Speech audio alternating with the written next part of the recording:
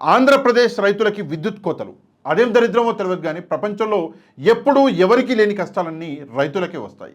2014 నుంచి 19 దాకా చంద్రబాబు నాయుడు గారు అధికారంలో ఉన్నప్పుడు రైతులకి వ్యవసాయం కోసం 7 గంటల సేపు విద్యుత్ సరఫరా అన్నది చేసేవారు. కానీ ఆ విద్యుత్తు కేవలం 5:30, 6 గంటలు కూడా మాకు అందేది కాదు అని చెప్పేసి పెద్ద ఎత్తున రైతులు ఉద్యమాలు కూడా చేసిన సందర్భాలు ఉన్నాయి. కాకపోతే జగన్మోహన్ రెడ్డి గారు అధికారంలోకి వచ్చాక అంటే 2019 నుంచి 2024 దాకా జగన్మోహన్ రెడ్డి గారు 9 గంటల సేపు, అది కూడా పగటి పూట రైతులకి నిరంతరాయంగా 9 గంటల సేపు ఆ విద్యుత్ అన్నది సరఫరా చేసిండు వ్యవసాయం కోసం.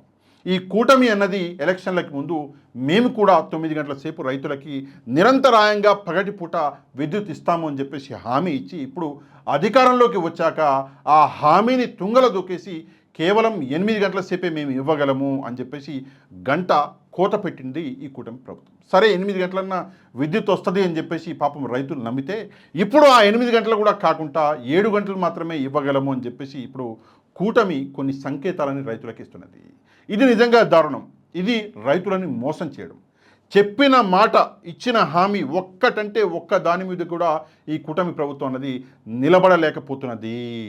రైతులని అన్ని విధాలుగా ఎంత కష్టపెట్టాలో అంత కష్టపెడుతున్నది ఈ కూటమి ప్రభుత్వం. తప్పకుండా దీని మీద మీరందరూ స్పందించాలి.